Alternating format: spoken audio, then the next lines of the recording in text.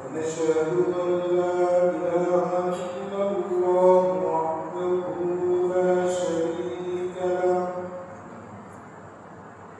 ونشهد أن سيدنا وسندنا وحبيبنا وصاحبنا وتوفيق قلوبنا ومولانا محمدا عبده ورسوله صلى الله تعالى عليه وعلى آله وأصحابه وبارك وسلم تسليما كثيرا أما بعد فأعوذ بالله من الشيطان الرجيم بسم الله الرحمن الرحيم لو كان فيهما آية إلا الله لفسدتا صدق الله العظيم وصدق رسوله النبي الكريم ونحن على ذلك من الشاهدين والشاكرين والحمد لله رب العالمين.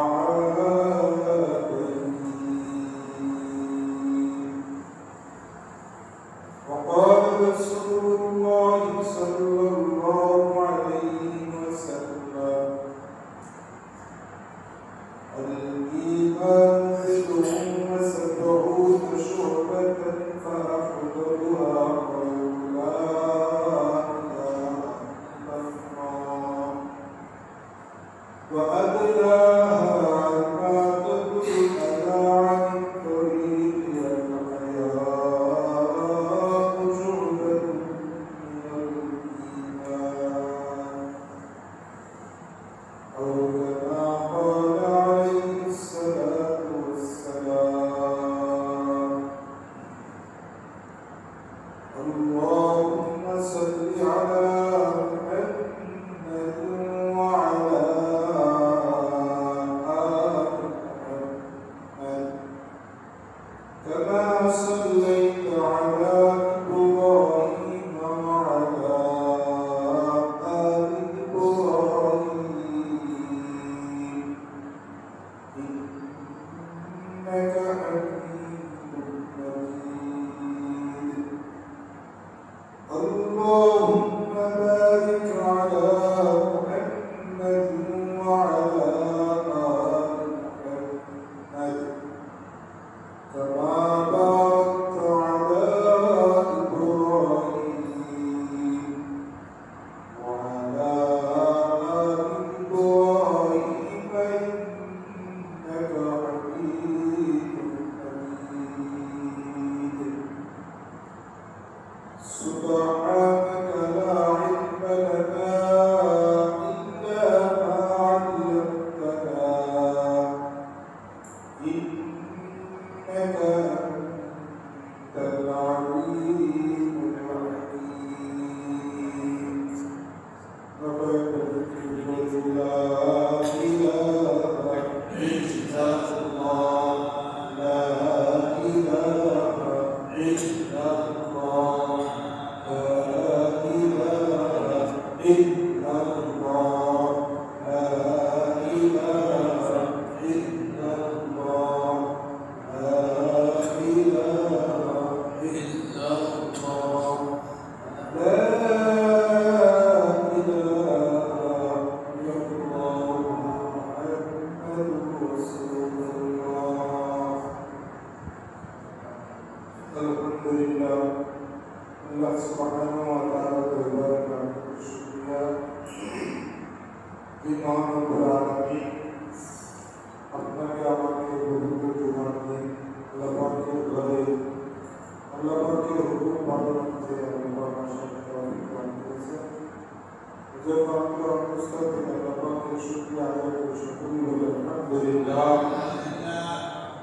আল্লাহ তাআলা আপনাকে আমাকে সুস্থ রেখেছেন। তো আমি আল্লাহ তাআলার ঘরে আসতে পেরেছি। আর আল্লাহ পাকের ঘরে কেন আসছে একমাত্র আল্লাহর রাস্তা শুধু। দুনিয়ার কোনো উদ্দেশ্য নাই যে আমি জুমার নামাজ আদায় করি, জুমার নামাজের পর আমার 500 টাকা একটা করব, সেটা তেমন না। বরং আমরা নামাজে আসছে একমাত্র আল্লাহর জন্য। আর আল্লাহর জন্য মানুষটা ঘুরে আসতে পারে যখন আল্লাহ তাআলার উপরে বিশ্বাস করে। আল্লাহ তাআলাকে যখন মানে তখন সে আল্লাহর ঘরে আসতে পারে। আর যে আল্লাহ তাআলাকে মানে না, আল্লাহর কোরআনকে মানে না, আল্লাহ রাসূলকে মানে না, রাসূলের হাদিসকে মানে না, সে আল্লাহর ঘরে আসতে পারে। অনেক সময় দেখা যায় সে নিয়ত করলেও সে আসতে পারে। এই জন্য আমাদের সবসময় আল্লাহ তাআলার শুকর বেশি বেশি আদায় করা। আমরা যারা আসতে পেরেছি আমাদের ভিতরে যদি এমন কোনো আঘাত না হয় যে ভাবের কারণে আল্লাহ তাআলা আমার উপর সন্তুষ্ট হয়। অনেকে তো আছে মাশাআল্লাহ আপন কিছু করতেছে বা সে ভাবতেছে যে আমার থেকে আর ভালো মানুষ নয় কেউ।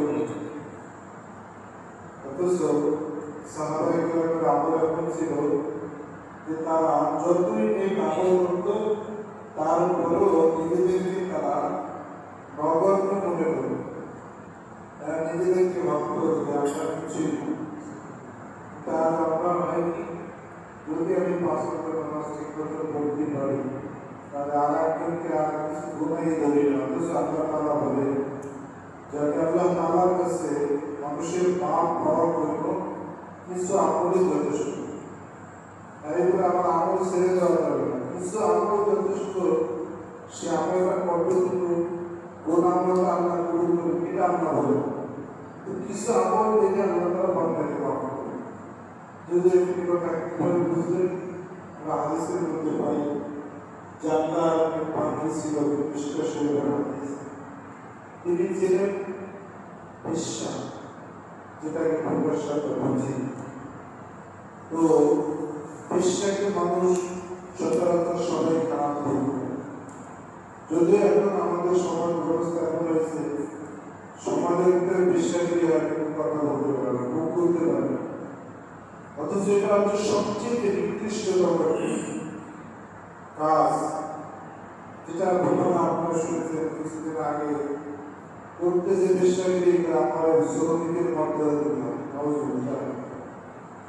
আল্লাহ তাআলা যে সমস্ত জিনিসটাকে খারাপ মনে করেছে, এই সমস্ত জিনিসটাকে মানুষের সংবিধানের মাধ্যমে কিছু নাজায়েজ জিনিসকে জায়েজ বানানোর চিন্তা ভাবনা করে।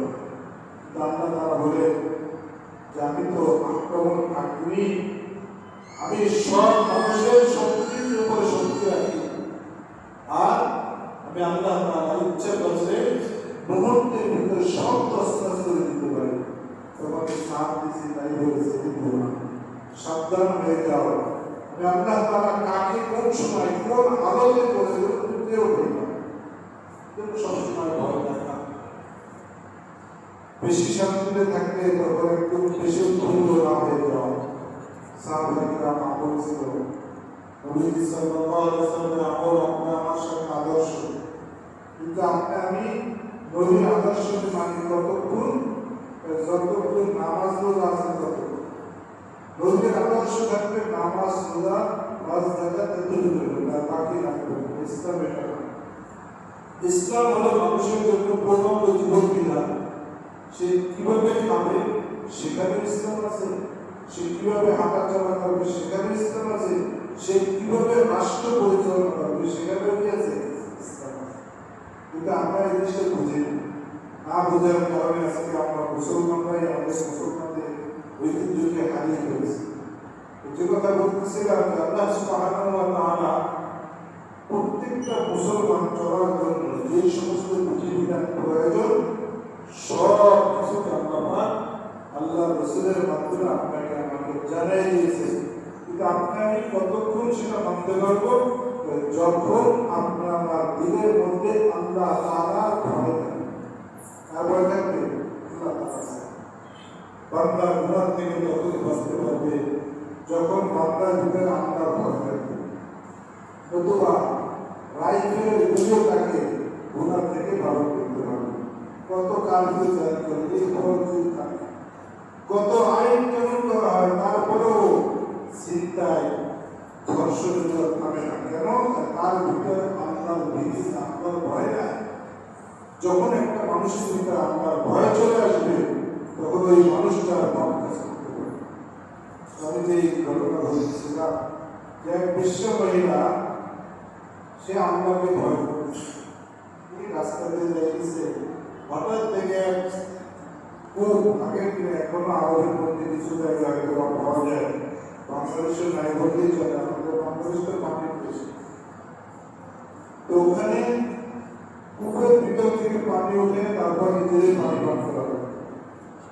ওই বিশ্ব মহিলা দেখতে একটা পুকুর খুব বর্ষায় কাতর হয়ে চলেছে, এমনকি ওই পুকুরের পাশে যে ভিজা মাটিটা সেই দেশে চাপতেছে যে ভালো নিশ্চয়ই আল্লাহর মাখলুক। কুকুর যদিও কুকুর নির্দিষ্ট, তারপরেও তো একটা ভূতার কারণ আছে না, যে মাখলুক যে প্রাণী তার একটা ভূতার যন্ত্রণা আছে। তো তিনি ভাবলেন যে পানি সমস্যা কিভাবে নিবারণ করবে। হঠাৎ ঘুরতে আসছে, নিজের কর্মটাকে রশি বানিয়েছে, সেখানে রশি ছিল না, শান্তি ছিল না, কোনো কিছুই ছিল না।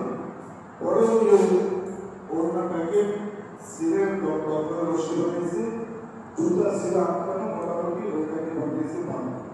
এরপরে একটু পানি উঠায় আর খাওয়া, একটু পানি উঠায় আর উঠায় আর কুকুরটা যেতে যেতে পারে। এই আমল আল্লাহ তাআলার কাছে পছন্দ করে। হাদিসের কিতাব আল্লাহ তাআলা ওই যুগে যে বনি ছিল তাকে জানাই দিয়েছেন আল্লাহর মাধ্যমে যে আমি ওই বেবিচারিণী মহিলাকে তার আমলের প্রতি সন্তুষ্ট হয়ে আমি তাকে মাফ করি।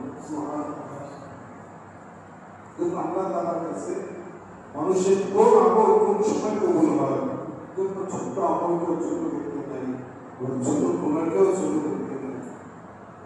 গুণা যত ছোটই হোক সেটাকে বড় করে ফেলে পাওয়া যাবে না, আর আমল যত ছোট হোক সেটাকে ছোট মনে করে ছেড়ে দেওয়া যাবে না। পক্ষান্তরে আরেক মহিলা ছিল আবেদা। আবেদা ইবাদতকারী, অনেক ইবাদত, কিন্তু সেমন এক কাজ করছে যেই কাজটা আল্লাহ তাআলা অসন্তুষ্ট। কেমন অসন্তুষ্ট? আমি সবসময় নামাজ রোজা করতো, কিন্তু একদিন ঘটনা করবে এক বিড়াল, সে তার জীবন একটা ক্ষতি করে দিয়েছে। অনেক সময় আসে না বিড়াল বাসার ভিতরে মাছ খেয়ে ফেলে বিভিন্ন ক্ষতি করে, কিন্তু মাসালা হচ্ছে যদি কোনো বিড়াল কোনো আমাদের পাবলিক আপনার ক্ষতি করে ওটাকে দূরে সরাই দেওয়া, ও অন্য জায়গায় দেখাই। ওই মহিলা কি করছে, ওই বিড়ালটাকে হাত পা বেঁধে ঘরের ভিতরে আটকে রাখার পর এবার ওই বিড়ালটা ওখানে না খেয়ে সম্পর্ক করে মারা গেছে। এটাও বিশ্বাস হয়ে গেছে। তো মারা যাওয়ার পরে ওই যুগের আমরা বলেছে যে আবেদা ইবাদতকারী মহিলার জাহান্নামে গেছে। আমি যে উপমা পেশ করলাম ওইটা হাদিসের মধ্যে, সেটা হলো যদি কারো মধ্যে আল্লাহ তাআলার ভয় থাকে, সে আল্লাহকে ভয় করে যদি কোনো আমল করে, তাহলে ওই আমলটা আল্লাহর কাছে কবুল হবে। আর মানুষের মুক্তির জন্য যে কোনো ছোট্ট একটা আমল যথেষ্ট, তবে কোন আমলটা আল্লাহর কাছে কবুল হবে তা আমি জানি না, এজন্য কোনো আমল শেষ দেওয়া যাবে না। আমি আপনাদের সামনে একটা আয়াত তেলাওয়াত করছি, যে আয়াতটা সারাংশ মূল বিষয়টা হলো আল্লাহ তাআলার অস্তিত্ব, আল্লাহ তাআলার উপর ঈমান আনা। আজকে আমরা সবাই মুসলমান দাবি করি, মুসলমানের ঘরের জন্ম নিয়েই আমরা ভাবি কি বাস মুসলমানের সন্তান, অথচ এই নাস্তিক কারা হয়? নাস্তিক হইতেছে ওরা এই মুসলমানের সন্তান। অনেক দেখেছি, আমি মোটামুটি খবর পত্রিকায় শুনেছি হিন্দুদের সন্তান নাস্তিক হয় খুব কম, খ্রিস্টানের সন্তান নাস্তিক হয় খুব কম, নাস্তিক হয় তারা মুসলমানের সন্তান। যেই মুসলমান আল্লাহকে ছাড়া কিছুই চিনবে না, এই মুসলমানের সন্তান হয়ে যায় নাস্তিক। নাস্তিক কাকে বলে? যে আল্লাহকে মানে না, আল্লাহ বলতে কিছু নাই। এই সব এক জায়গায় বসে ভাগ করে ওদেরকে ভাগ করে বসে ওদিকে কিছু তো আল্লাহ সুবহানাহু ওয়া তাআলা বলেন এই পৃথিবীর অস্তিত্বটাকে আমি বানাইছি কেন? শুধুই কেবলমাত্র মানুষের গোলামি করার জন্য। সুবহানাল্লাহ। আপনি দেখেন আল্লাহ তাআলা আপনার জন্য এই পৃথিবীটাকে কেমন বানাইছেন। আপনি আমি একটা ছোট্ট পাটের ডালা লাগাইতেছি, বাস ওইখান থেকে একটা বিশাল পাটের গাছ হইতেছে। এরপর আপনি আমি ওই পাটে গাছগুলোকে কাইটা ফসল ফলায় টাকা উপার্জন করতেছে। এগুলো চরণ কে? এগুলো কে করে? সবাইকে কে করে? আল্লাহ। আল্লাহ বলেন বান্দা তুমি একটু চেষ্টা করবা আর পূর্ণতা করার পারবে না। তো বান্দা পূর্ণতা করতে পারবে, কারণ এই যে ছোট্ট একটা দানা এটাকে জমিনের ভিতরে লাগায় যখন কয়েকদিন পরে দানার অস্তিত্ব থাকে, মাটির সাথে মিশে যায়। এই মাটির সাথে মিশে যাওয়ার জিনিসকে আমরা কিভাবে এত বড় মাটি, এগুলো সব আল্লাহর কুদরতের কাজ। قال سبحانه وتعالى لو كان فيهما آلهة إلا الله لفسدتا। আল্লাহ সুবহানাহু ওয়া তাআলা বলেন দুনিয়ার মধ্যে দুইজন ইলাহ থাকতো, দুইজন রব থাকতো, তাহলে দুনিয়াটা বিপর্যস্ত হয়ে যেত। মানে দুনিয়ার অস্তিত্ব ঠিক থাকতো না। এক ঘরের ভিতরে দুই ভাই, বাবা গেছে মারা, এক ভাইয়ের জন্য দুই তারা, এক তারা আর একটা জায়গায় ভোট করবো না, আর এক ভাইকে আমার জমি ভাগ করে দাও, ও করে না আমার জমি ভাগ করে দাও। গঞ্জাম লাগেনি? বাইরে গঞ্জাম লাগে না? লাগে গঞ্জাম। বাইরে দ্বন্দ্ব লেগে যায়, কাইজা লেগে যায়। দুনিয়ার মধ্যে যদি দুইজন আল্লাহ থাকতো, কয়জন? দুইজন। একজন বলতো এখন দেবো বৃষ্টি, একজন বলতো এখন দেবো কি? আল্লাহ বলেন দুনিয়া আখিরাত কোন জগতেই দুইজন ইলাহ নাই। এটা হচ্ছে কয়জন? একজন। মুসলমানের সন্তান আল্লাহকে মানে না। এক নাস্তিক ব্যালেন্স হচ্ছে যে আমি যেই জিনিস দুই নয়নে দেখি না তা মানে না কোনো জগতে বলে বলে না। অনেকে স্লোগান দেয় যা দেখি না দুই নয়নে তা মানে না কোনো জগতে। আপনার বলেন এই যে আমার যে শরীরটা, এই যে আমার যে নাক অথবা এই যে দাঁত, আমার দাঁত যদি আমি আয়না না থাকে দাঁত দেখা সম্ভব? দাঁত দেখা সম্ভব? এই যে আমার ঠোঁট যদি আমি আয়না না দেখি ঠোঁট দেখা সম্ভব? রিবা হালকা দেখা যায়, তাও বেশি না, দেখা সম্ভব? যেই নাস্তিকে বলে যা দেখি না দুই নয়নে তা মানে না কোনো জন্মে, তাহলে ওর দাঁত করে যদি ভাইকে দেয়, কিন্তু তো দাঁত মানিস না ভাইকে দেয়, ও কি অকেজ হয়ে যাবে? ও একবার কিছু মানি না। ও পাশে ছিল একজন মনে করেন সবার সমাগম তো এক ধরনের না, ও বলার সাথে সাথে জুতাটা উঠে দিতে পারে। তুমি আমাকে জুতার বাড়ি দিয়ে রাখার কারণ নাকি? কই জুতার বাড়ি দিলাম? কই দিলাম? এই মাত্র জুতা কই দেখাও? আমি যে জুতার বাড়ি তোমাকে দিলাম দেখাও। তুমি তো দিচ্ছ আমার তোর ভিতরে এখনো ব্যথা অনুভব হইতেছে। তুমি এই মাত্র দিতে বললা যা দেখি না দুই নয়নে তা মানি না কোনো জন্মে, আমি তো কিছু দেখি না। তোমার যে জুতার বাড়ি দিলাম তুমি যে ব্যথা পেয়েছিস তার কিছু বুঝি না, তাহলে তো বাড়ি নেই।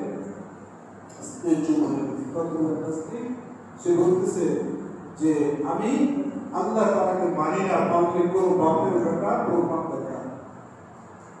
এই দুনিয়া এমনি এমনি হয়েছে, এই দুনিয়াটা কেমনি এমনি হয়েছে। আগে রাজদরবারের আশেপাশে ওলামায়ে কেরাম থাকতেন, তারা যা রাষ্ট্র পরিচালনা করতেন তাদেরকে দিক নির্দেশনা দিতেন। এবার বাদশাহ পুলিশের ভিতরে পড়ে গেছে। উজিরকে বলতেছে দেখো কোথায় আলেম আছে।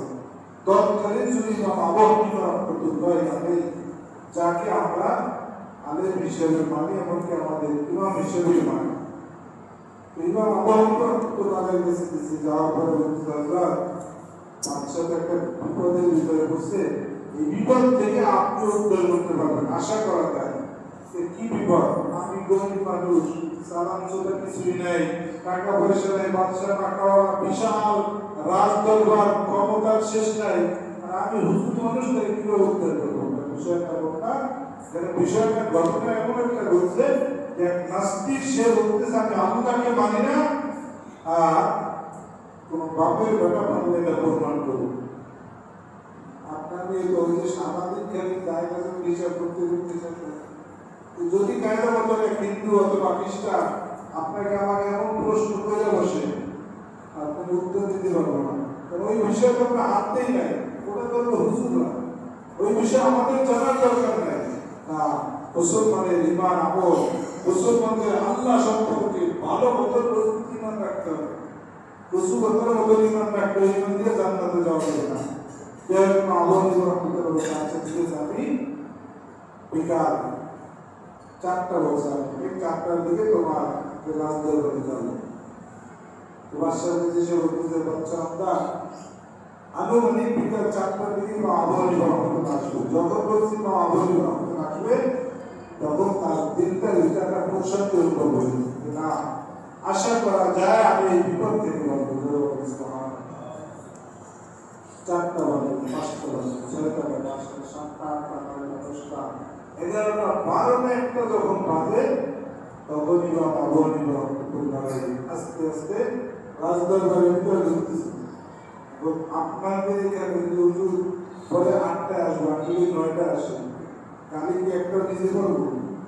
একশন তো গাড়ি দিয়ে আসবে, হুজুর কমন সেন্সিনে ওরা শেষ হলো সমাজের যা ইচ্ছা তাই করবো। আমরা বিভিন্ন জায়গায় শুনি তো যে কিন্তু বাচ্চা নামদার সে নিজে নিজে ভাবতেছে ইমাম আবু হানিফা তো কখনো ওয়াদা খেলাপ করতে পারে, তিনি কেন দেরি করতেছেন? কারণটা উনি কতক্ষণ পরে আসার পরে বাচ্চা নামদার বিশ্বাস করলেন ইমাম আবু হানিফা আপনি কখনো ওয়াদা খেলাপ করেন না, আমি জানি কারণটা। তিনি একটা মিথ্যা বলেন, এটাকে বলা হয় বিপদ থেকে বাঁচার জন্য কৌশল।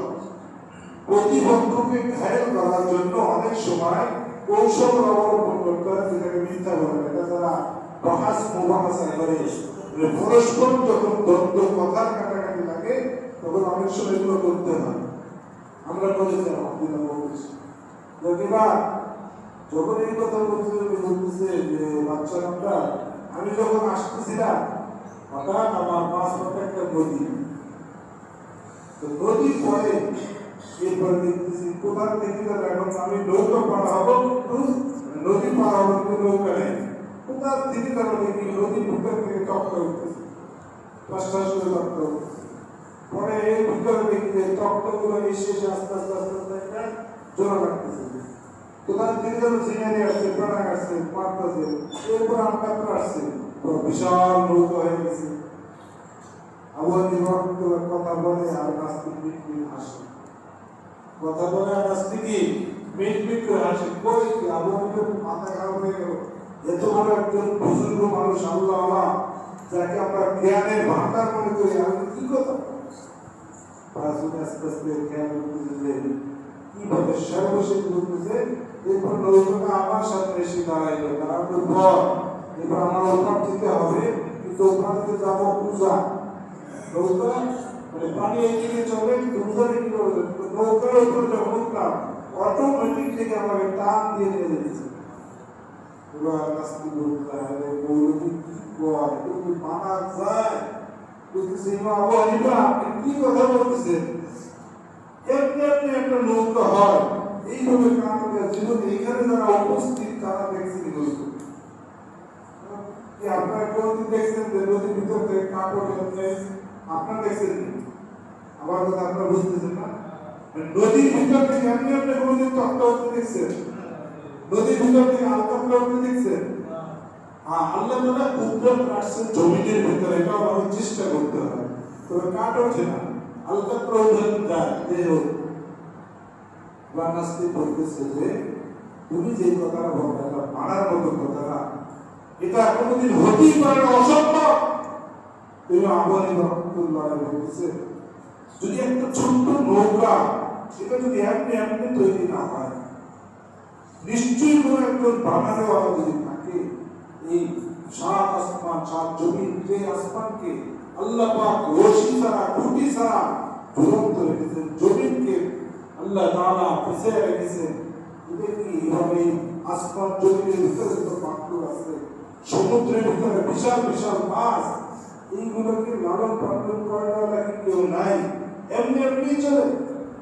নাস্তিক লাজবাব হয়ে গেছে। আসলে প্রত্যেকটা জিনিস কেউ না কেউ চালায়, পরিচালনা করে। এই পৃথিবীকে পরিচালনা করেন কে? আল্লাহ। আল্লাহ সুবহানাহু ওয়া তাআলা বলেন লাউ কানা ফীনা আলিয়াতুন ইল্লাল্লাহু লাফাসাদাতা, এই দুনিয়ার ভিতরে যদি দুইজন আল্লাহ হইতো তাহলে এই দুনিয়া বিপর্যস্ত হয়ে যেত, এই দুনিয়ার অস্তিত্বটা শেষ হয়ে যেত। অর্থাৎ আল্লাহ বলেন যে এই দুনিয়া আখিরাত উভয় জগৎ আমি এক আল্লাহ, সাবধান তুমি যা কিছু করো না কেন এক আল্লাহর কাছে আসতে হবে। আর আমি আল্লাহ তাআলাকে যারা মানবে এবং নেক আমল করবে তারাই আখিরাতের জীবনে সফল হবে। আল্লাহ সুবহানাহু ওয়া তাআলা আপনার ঈমান আমলকে মজবুত করবে। কারো যদি ঈমান মজবুত হয়ে যায় সে নামাজ পড়বে, ঈমান মজবুত হয়ে গেলে কোরআন তেলাওয়াত করবে, ঈমান মজবুত হয়ে গেলে সে সব রকমের পাপ কাজ থেকে বিরত থাকার চেষ্টা করবে। আর যার ঈমান যত দুর্বল সে পাপ কাজ সব করবে। যদি কোনো ব্যক্তি হুজুর আমি তো পাপ কাজ করি, নেক কাজ করি সমান সমান, স্পষ্ট হাদিস, তুমি যদি নেক কাজ করো, এই নেক কাজ যদি তোমাকে উৎফুল্ল করে আনন্দ দেয় তাহলে নিজেকে ইমানদার হিসেবে পরিচয় দাও। আর যদি বদ কাজ করো, খারাপ কাজ করো, আল্লাহর হুকুম মানো না, এটাকে ভালো মনে হয় না, ভালোই মনে হইতেছে না, তাহলে তুমি দরবারে তোমার ইমান দূর হবে। এখন আপনি আমি তো যাচাই বাছাই করতে হয়। আল্লাহ সুবহানাহু ওয়া তাআলা আমাদের এই কথাগুলো বোঝা আমল করার তৌফিক দান করে। আমার আলোচনার মূল সারাংশ যেটা ছিল, ঈমান আনতে হবে কার উপরে? আল্লাহর উপরে। পৃথিবীর যে কেউ যেটা করতে পারে না সেটা করেন কে? আল্লাহ। আল্লাহর উপরে যদি ঈমান আনা যায় তাহলে মুক্তি আশা করা যায়। আল্লাহর উপরে ঈমান নাই না, এই বিভিন্ন রকমের বিভিন্ন জায়গায় আল্লাহর কাছে পাবে না। আল্লাহর উপরে ঈমান এনে আমল করতে হবে নবীর আদর্শ।